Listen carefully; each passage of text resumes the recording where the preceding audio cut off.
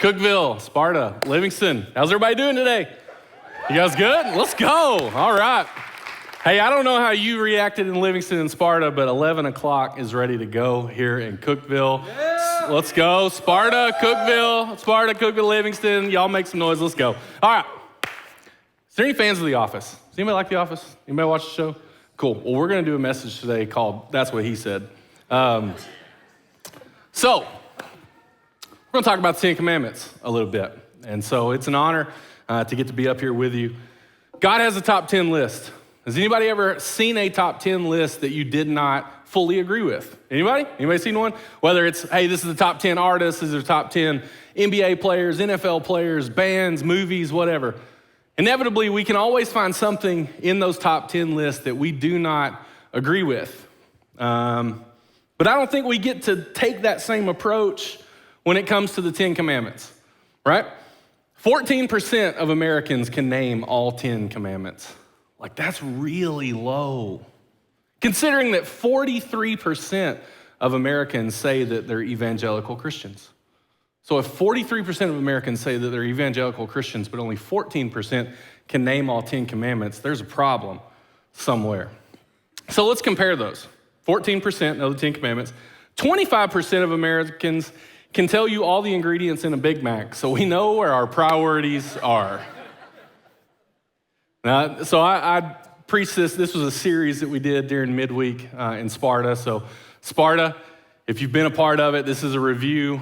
You probably need it. You probably haven't applied it anyway, so this will give you another opportunity. But I asked them, smaller room, hey, who can tell me all the ingredients in a Big Mac? And it was funny, you have to sing the song, right? If you remember the commercials, it was like the person that answered literally sang the song. But 25% can name all three Stooges. That's a little easy. Those aren't all people that are on staff here at Life Church. And 33% can name all the kids in the Brady Bunch. Now, I'm not going to break that down by age demographic of who can actually answer that question, but 33% of Americans can name all the kids in the Brady Bunch. Most of us just know Marsha, right? But some people believe that the 10 Commandments are outdated. And I want us to understand this today, Livingston, Sparta, Cookeville, whether you're watching online, is the 10 Commandments are not obsolete, they are absolute, okay? It's not up for debate. We don't get to vote on it. We don't get to figure out what works for me because I don't really like that one. Because when we begin to do that, it brings on moral relativity. And moral relativity says things that are always subject to change. That, you know what, you figure out what's good for you, and I'll figure out what's good for me, and no judgment here. You do you, boo-boo, right? That's what moral relativity brings about. And the top 10 commandments, they're from the Lord. So again, they're not up for debate. It's not for us to decide what we get to opt into and opt out of. And I know this, it is not up for vote. Because you absolutely cannot trust the crowds. Have you been on social media? You can take 3 minutes on Facebook, Instagram, Twitter, you got about 34 seconds before a argument breaks out. But we can't trust the crowds. So the British government, they decided that they wanted to create an underwater vessel to explore Antarctica. And so they were willing to invest a lot of money into this. A lot of money is $287 million that this vessel cost to produce. And so they wanted to bring some more attention to the program. So they had this idea. Let's crowdsource the naming. Let's put it out there. Let's let people submit names. We'll let people vote on it. And whatever gets the most votes, that'll be the name of this. And so they threw out some starter names to kind of get the ball rolling, right? So they threw out like the head engineer. They named it after him. They put that out there. A name like Endeavor, right? If you're going to explore Antarctica, that's a solid name, Endeavor. $287 million vessel. Winning name, because they let the crowd decide. Bodie McBoatface. Okay? Bodie McBoatface is the thing that won. It's safe to say they didn't go with that and they named it what they wanted to anyway. But we will never arrive at truth by public opinion. We won't. Moral relativity sneaks in.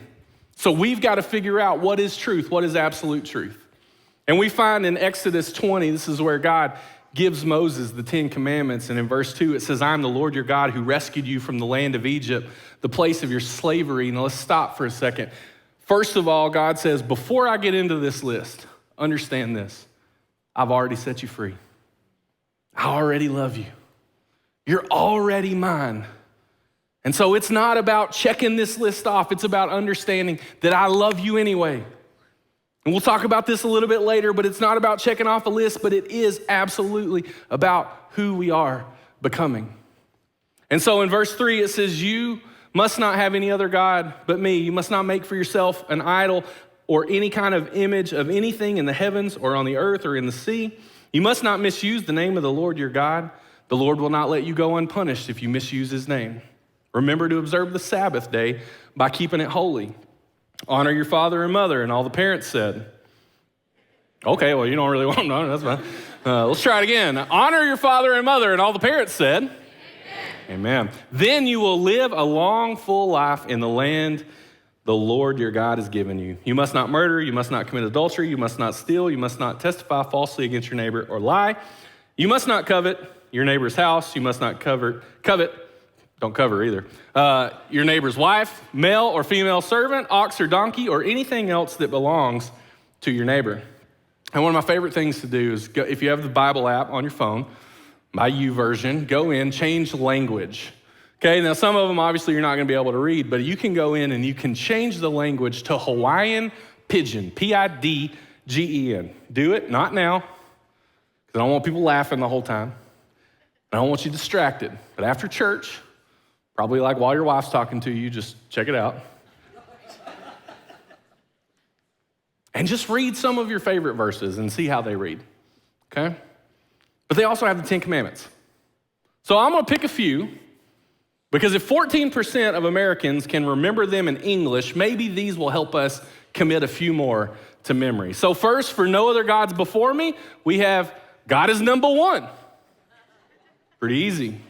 For don't take his name in vain. Watch your mouth. No swear with God's name. Now I like this one. For honor your father and mother. Listen to your mother and your father.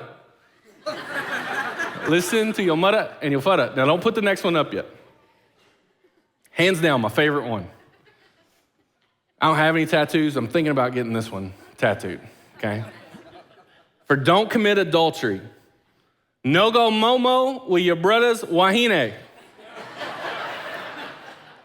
No go momo with your brother's wahine.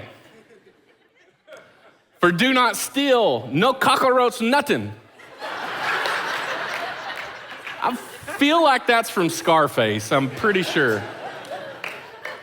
And then for don't bear false witness. No lie, bruh. No lie, bruh. But the 10 Commandments, they break down to 2 sections. And the first 4 have to do with our relationship with God. And the last 6, they have to do with our relationship with others. And so it's no surprise that we see in Matthew 22, it says, when the Pharisees heard that Jesus had silenced the Sadducees, they called a meeting to discuss how to trap Jesus. Yeah, good luck. Then one of them, a religious scholar, posed this question to test him. Teacher, which commandment in the law is the greatest? And Jesus answered them saying, love the Lord your God with every passion of your heart, with all the energy of your being, and with every thought that is within you. This is the great and supreme commandment. And the second is like it in importance. You must love your friend or love your neighbor in the same way that you love yourself. And contained within these commandments to love, you will find all the meaning of the law and the prophets. So understand this, that Jesus summed up the entirety of the 10 Commandments in these 2 statements. And that's what I want to focus on today. Love God and love people. Can we do those 2, right? So if we love the Lord our God with all of our heart, all of our soul, and all of our mind, we'll do the first 4. And if we love our neighbor as ourselves, again, we'll follow the last 6. Now, 76% of Americans believe that they've never broken the first commandment. And I think if we were to poll Livingston, Sparta, Cookeville, if we ask everybody, have you ever had another God? Most of us would go, no way. Like, I may have messed up. I may have said some things. this morning that I shouldn't have said, but I have definitely never had another God in my life. So where is God in your life? I want to ask you that question. Where is God in your life? Because I believe this, that everything starts with the place of God in your life. You will serve who or what you worship. And your God isn't who you name, but what you worship. So what is worship? Okay, if we're gonna say that, then we've gotta understand what is worship. Oh, I know what worship is. That's the first 12 to 15 minutes of every church service. Every time we show up and the lights are great and the bands sound phenomenal, because I believe we have the best worship bands around at all of our campuses. So when that's happening, or maybe occasionally I throw something on Spotify in my car, that's worship. But I want to challenge that for just a moment. And I want us to ask this: where's our time? Where's our money? Where's our thoughts? Sparta, what gets us excited in the morning? Livingston, what keeps us up at night? And what's the thing that gets us out of bed? What do we think about constantly? What YouTube videos are we watching? What things are we looking up? You see, I think it's super easy for us to forget that idols aren't always evil. Now, when we hear idol, we think, well, Chris, I don't have one Bell statue in my house. But the most dangerous idols are good things that are twisted and out of position because they don't look evil. They don't look like what we think an idol should look like. It can be our family. It can be our jobs. It can be our marriage. It can be our kids. It can be our hobbies. Those things can become idols in our life. Here's a big one, right? American dream, money and possessions. Now, I think it's super easy for money to be the God in our life and our possessions to be the idols. But our worship looks a little different because our worship looks like our Instagram feed. Our worship looks like the things we put on Facebook. And it's like, sure, yeah, my kid's in this photo, but what I was really hoping you would do is see the background. See how beautiful my house is. Why don't you just absorb how beautiful my life is, because that's the idol that I have. Because the money is the thing that fuels me and the idols are the things that I chase. But the problem with stuff is that when we get it, we just want more. We just want more. And Jesus knew this, God knows this, and in Proverbs 27:20 it says this: just as death and destruction are never satisfied, so human desire is never satisfied. It's who we are. There's never enough. John Rockefeller at the time was the richest man on the planet. And he was asked, how much money is enough? Livingston, this is what he said: just a little bit more. Richest man in the world, just a little bit more. Sparta, he was quoted saying this: the only thing that brings me pleasure is to see my dividends coming in. How sad. How sad to be the richest person in the world and still only be obsessed with more. Now, Pastor Bob just said that, hey, when you give to Life Church, you give through Life Church, or if God can get it through you, he'll get it to you. But what happens when we become the stopgap? What happens when we become the lid of God's blessings, making it to other people because we're just obsessed with more? It's not wrong to have stuff, but it is wrong if stuff has you. 1 Timothy 6:17, it says, as for the rich in this present world, instruct them not to be conceited or arrogant, nor to set their hope on the uncertainty of riches. The stock market's gonna go up and down. Business is gonna go up and down. There's a lot of businesses heading into 2020 that were projecting their biggest year ever. And it changed. So don't set your hope on the uncertainty of riches, but on God, who never changes, who richly and ceaselessly provides us with everything that we absolutely need.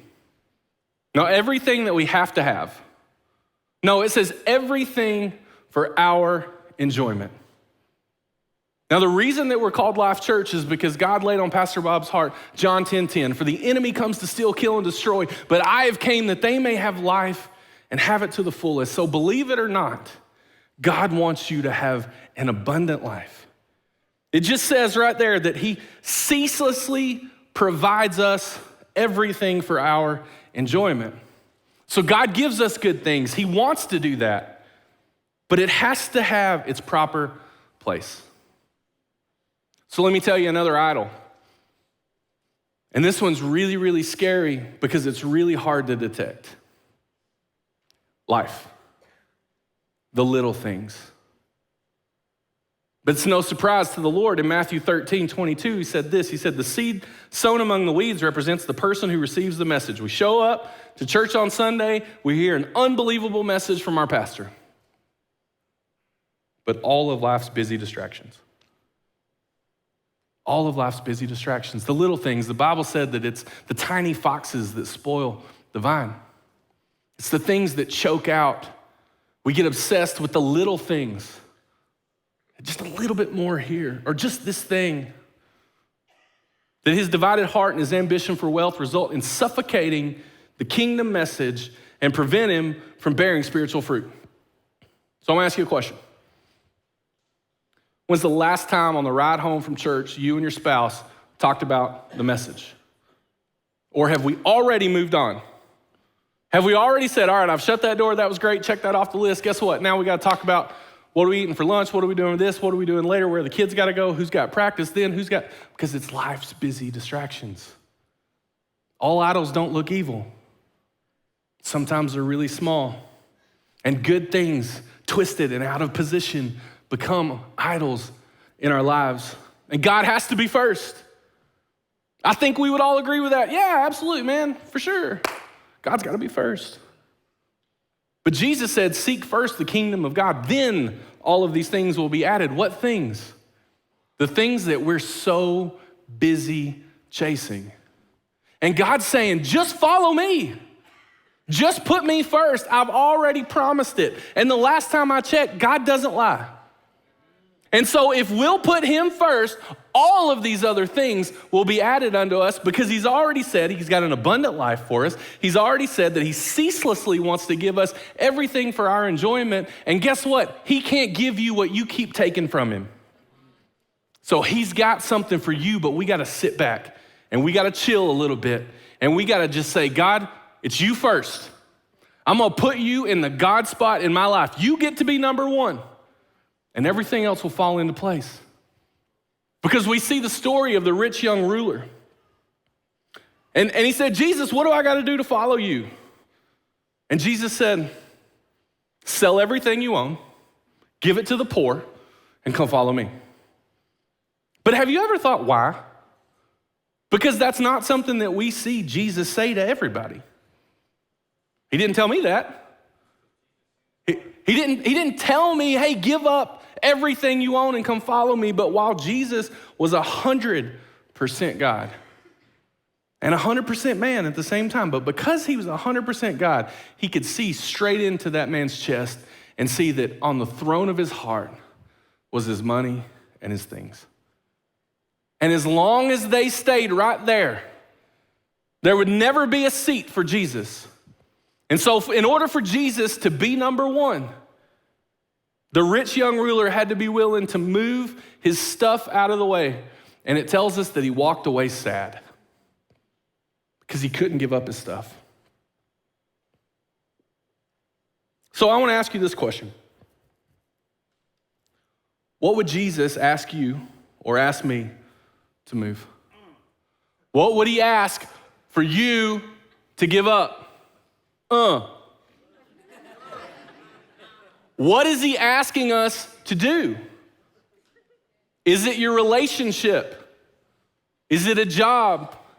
Is it a hobby? Is it a vice? Is it an addiction? What is it that's in the God spot in your life? What is it that Jesus doesn't have a seat? Because it's already taken. So that's what Jesus addressed first. He said, love the Lord your God with all your heart, all your soul, all your strength, and all your might. And then he said, and next, love people. So love God first, love people second. Because again, if we'll do that, if we'll love people, we'll do the last 6. We'll honor our father and mother. We won't commit murder. We won't go momo with your brother's wahine. You won't steal. You won't give false testimony. And you won't covet. But we live in a world of comparison, right? We can pretend we don't. But we're obsessed with how many likes did this post get. And it starts really early. I didn't tell the other services this, but my wife, her in Brooklyn, I got a 10-year-old girl. She thinks she's 40, I think, but her and my wife, they made this little TikTok video of like cooking, like bacon wrapped chicken thighs. Okay? I don't even know how to work TikTok. That's how I knew my days in youth ministry are over.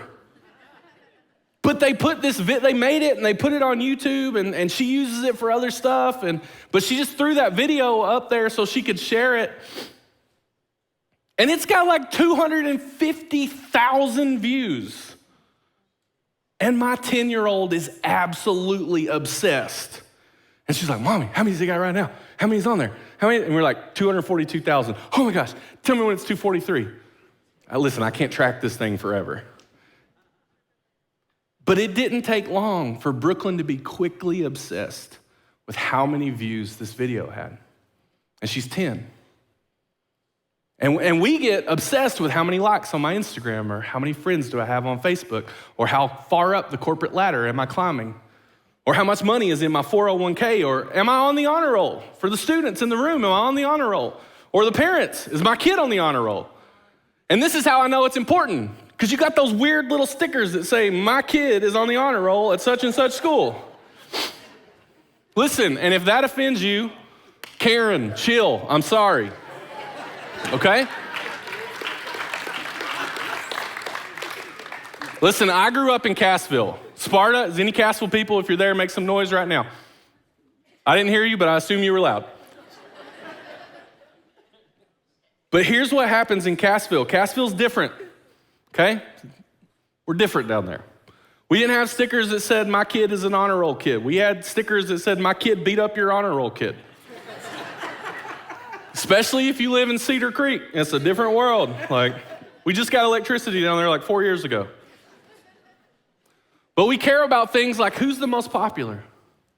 Now, I'm not talking about just students. I'm talking about us as adults. We're obsessed with it. How important am I to people? Is my value in who I am or what I do? We evaluate ourselves. And unfortunately, when we do that, we create lists based on personal preferences, experiences, our opinions, and that quickly bleeds over from things to people. And when that happens, we don't look at people the same way. We categorize people. And we have a top 10 list, and it may not be top 10 individual people, but it could be a top 10 group of people.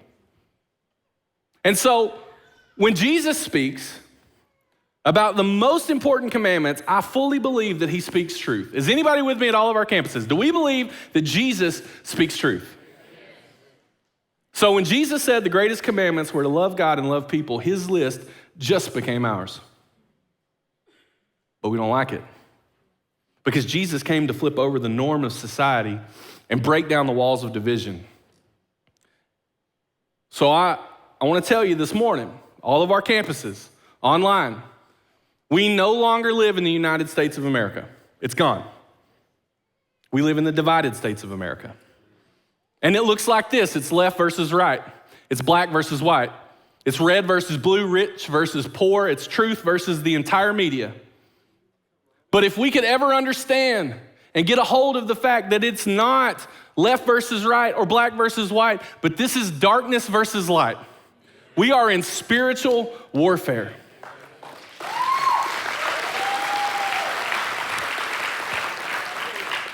And God has called us to do something. Okay, this is super, super spiritual, super deep. You've never heard anything this deep. If nothing changes, nothing changes. So it's time for us to be different. We can't look like the world and expect different results. Ephesians 6:12 Paul told the church of Ephesus, he said, we're not fighting against flesh and blood enemies, but against evil rulers and authorities of the unseen world, against mighty powers in the dark world, and against evil spirits in the heavenly places. We're at war. Are we ready? And so, don't put this on the screen yet, but across all of our campuses, I want to ask this question. Answer it honestly. Do we want to make a difference? Okay? Think about it for a second. Sparta, think about it. Livingston, think about it. Do we want to make a difference? Now, if you can say, Chris, absolutely, I want to make a difference, then on the count of 3 across all of our campuses, I want you to raise your hand. 1, 2, 3, go. Look around. Okay, let's make sure we know that we're not alone. All right. So this is what it looks like if you want to make a difference. Do something unexpected for someone that doesn't believe like you, love like you, live like you, vote like you, or look like you. We got to get uncomfortable. What have we done lately to get uncomfortable to serve somebody else? If we think that we can just sit back and go, well, when they show up to church, we'll love them.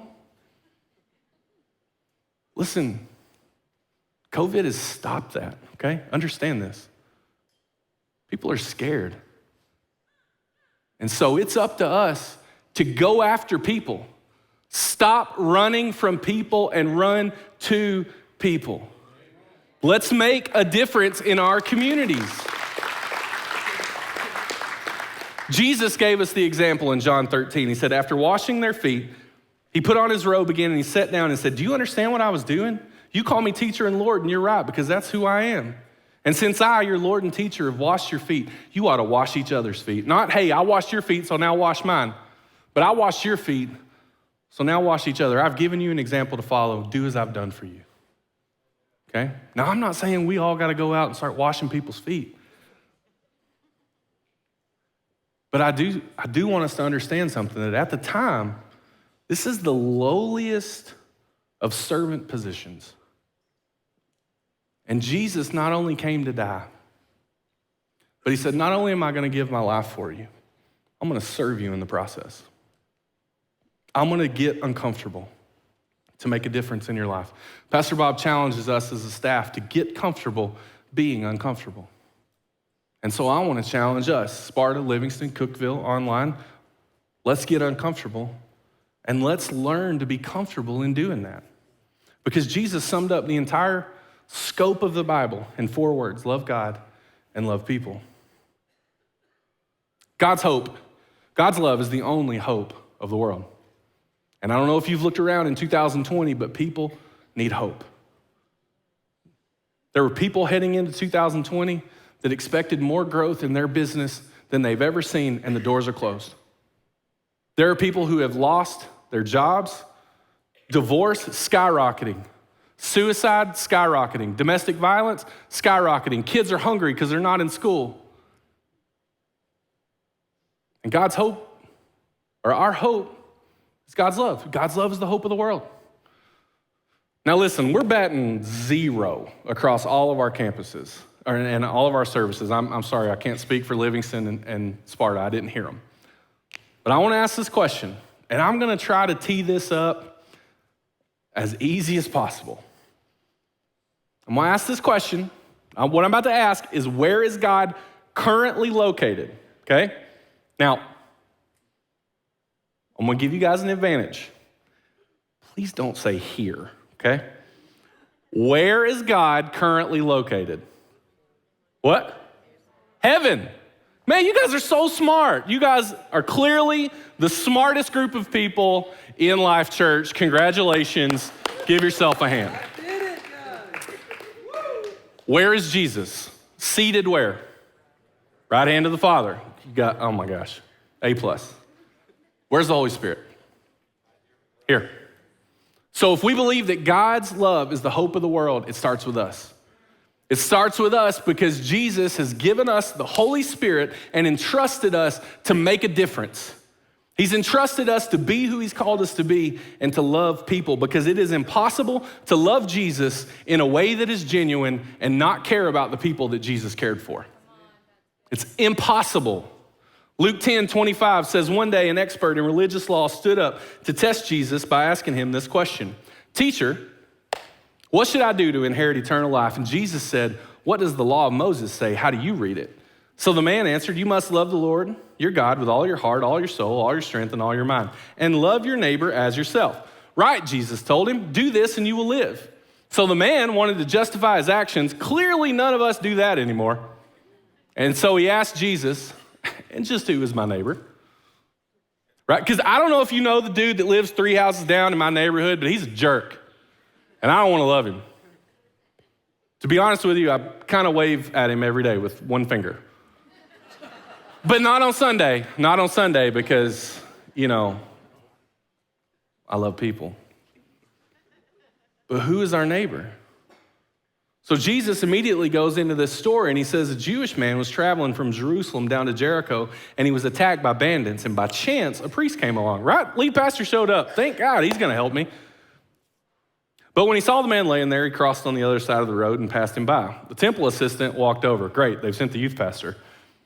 And he looked at him lying there, and he also passed by on the other side. Then a despised Samaritan came along, and when he saw the man, he felt compassion for him. Because showing compassion to others reveals your love for God. According to Jesus, loving others is only second to loving God. Loving your neighbor as yourself means that we show compassion to whomever, whenever, and however the opportunity is given. So I want to ask you a hard question. Do you have any prejudice or reasons that you wouldn't show a certain group of people compassion? Because if that answer is yes, we're failing. The Samaritan, he had compassion. He saw a guy laying there in agony, and he did something. And I want us to understand something about this. Jews, the guy laying there, hated Samaritans, the guy that showed up. He would have called him a half-breed as a racial slur. But that didn't stop this guy from showing up. It didn't stop him from being moved, because compassion is based on need, not upon who we think deserves it. We got to get uncomfortable. We got to love people. In verse 34, it says, going over to him, the Samaritan soothed his wounds with olive oil and wine and bandaged them. And he put the man on his own donkey and took him to an inn where he took care of him. And the next day he handed the innkeeper 2 silver coins, telling him, take care of this man. If his bill runs higher, I'll pay you the next time I'm here. Because compassion will cost us something. Are we willing to pay the price? Are we willing to give up comfort to make a difference? Jesus said, which of these 3 would you say was the neighbor to the man who was attacked by the bandits? The one who showed him mercy. Jesus said, yeah, now go do the same. Because we got to understand this, we're never going to properly love God until we properly love people. It doesn't matter what their socioeconomic status is. It doesn't matter what their race is. It doesn't matter their political stance, their sin of choice, or how they've wronged you. God said, love them. Jesus died for them. We can at least be nice. We can at least serve people. We will never reach those we don't serve, because to not act is to not care. Compassion will cost us something. So I want to ask the question again, do you want to make a difference? Because if you do, you got to do something unexpected. Serve somebody that doesn't live like you, vote like you, love like you. Here's one that doesn't sin like you. So we like to pick on some other sins that we don't deal with. And we want to judge others on their actions and ourselves on our intentions. But God said, love people. No caveats. I'm not saying that say sin is okay. It's not. But we can still love people in spite of their sin.